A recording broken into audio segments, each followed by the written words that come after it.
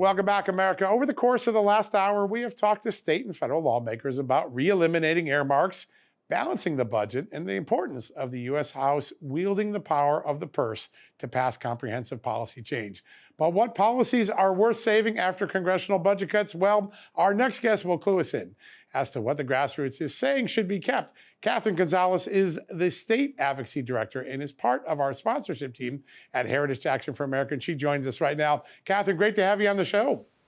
Thanks so much, John. It's great to be here. It's really fun to watch you in action because I think a lot of people start with the notion, I can't make a difference in all of these big policy debates here in Washington. But that's really been proven untrue over the last couple of years. The grassroots, whether on parents' rights, on ESG, have really made a dent in their local markets, and that's filtering up to Washington. Tell us about some of the victories that are going on. Yes, absolutely. There is no voice like the grassroots, and especially when you talk to state lawmakers and they hear that their constituents are taking action on issues, they are more likely to move the bills, they're more likely to take action, hearing from their constituents. And so it's just an amazing effort across this country as we see our network of sentinels and grassroots that are stepping up to the plate and saying, here's what we need to do in my state, here's what we need to make sure happens in our state legislatures. And lawmakers are listening. And so it's just an incredible movement that we're seeing across the country. Yeah, it's impressive. I have a favorite story. I love what happened in Kansas this past year. The Senate overrode a Democratic governor's veto, got a Parents' Bill of Rights into place and protections for women's sports. That's a pretty big moment, and it shows that even a chief executive can be overcome. Absolutely. That's especially key in states now when you see, Wisconsin is just a couple seats short from a supermajority, but you see other states where they do have supermajorities. The grassroots are going to be very important in making sure that with their Democrat governors, they're able to override those vetoes and really make sure that the voice of the people and the voice of Americans are being heard in their state capitals. Yeah, and one of the tactics that I know Heritage Action has been able to use, it's not just the legislatures, that's an important part, but some of the government bureaucracy agencies in Florida, the effort to restrict gender-affirming care for adolescents gets through on a governor-appointed medical board, another area where everyday people can have their voice heard and make a difference, right? Absolutely. That's something that I think it's important for everyone to remember is there are significant actions that can be taken from your governors, from executives on issues like what you just mentioned, on the ESG issue, and state treasurers as well, statewide officials, attorneys general.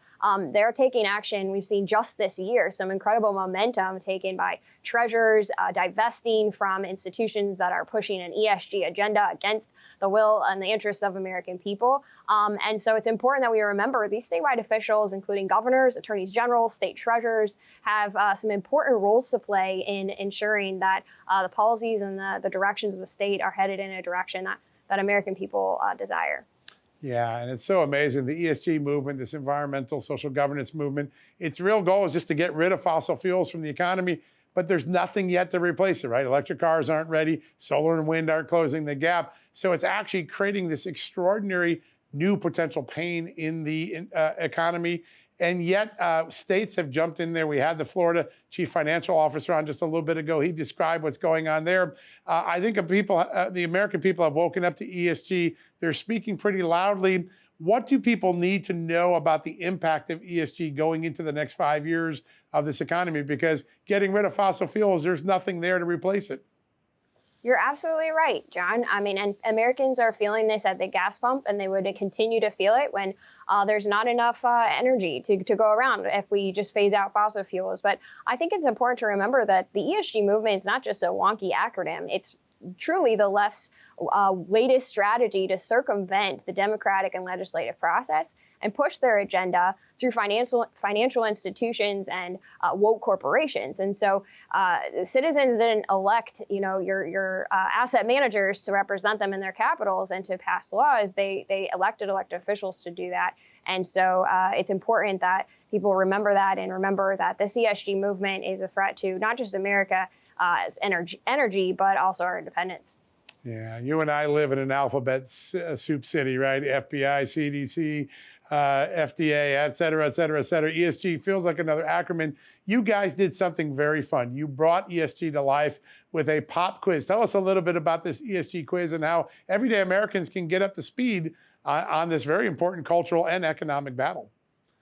Yeah, absolutely. It's on our website, which is esghurts.com. And we like that because it truly does hurt everything. It hurts our institutions, it hurts our way of life, it hurts our energy dependence, to your point, John. But esghurts.com, where you can log on, you can see a 60-second ad. It boils down ESG and how it can threaten our small businesses and our way of pursuing our economic interests. But you can also take a quiz that kind of says, how would you score according to the left's ESG ideologies? And so it's a great tool to go on there. There's also op-eds and media, things that are happening on states that are pushing back against ESG. So it's a great resource for grassroots, for constituents, for lawmakers, and the like.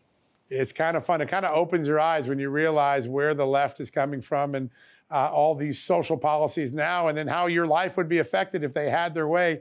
I thought the quiz was brilliant.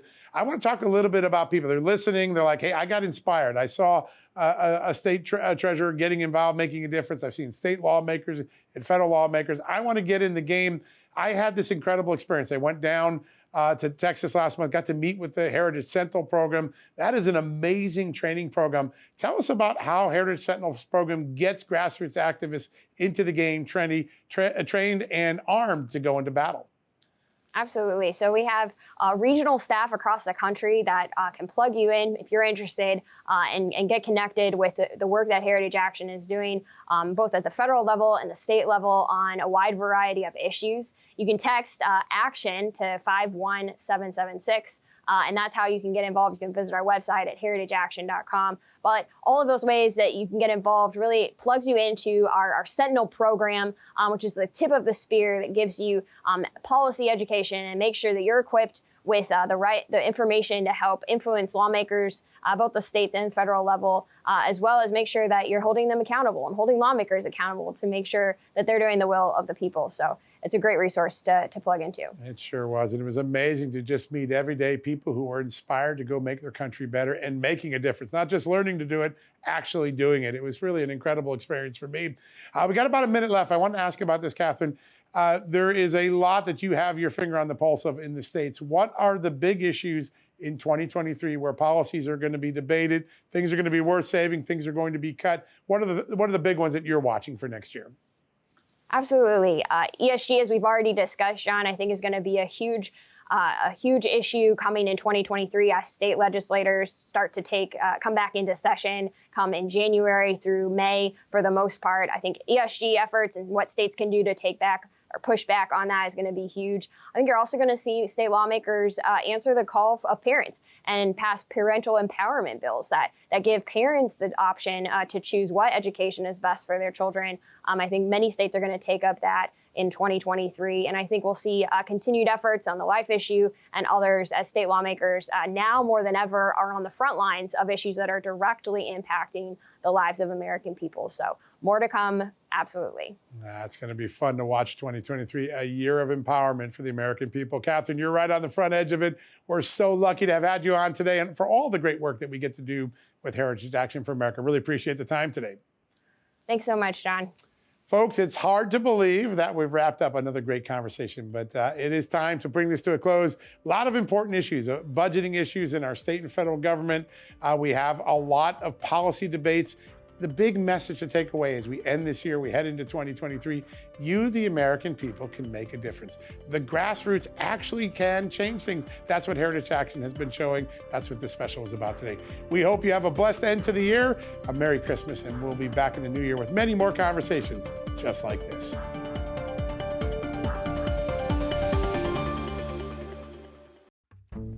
Hey, I'm Brian. My pronouns are he, his, him. I understand you're looking for a small business loan, but you're having troubles with your ESG score. I was denied. What's your business?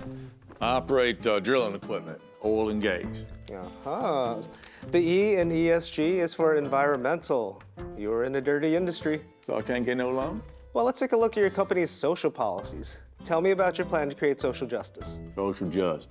Do your employees get paid time off for abortions? And tell me about your diversity, equity, and inclusion plan. Well, I ain't got none of that. I'm a driller. I just hire good people to do the work. Well, maybe there's one more thing we can check. Do you have any female co-owners? No, just me. Ooh, have you ever identified as a woman? Or even just non-binary? It could really help your score. What? Your loan is denied. Come back when you fix your ESG score.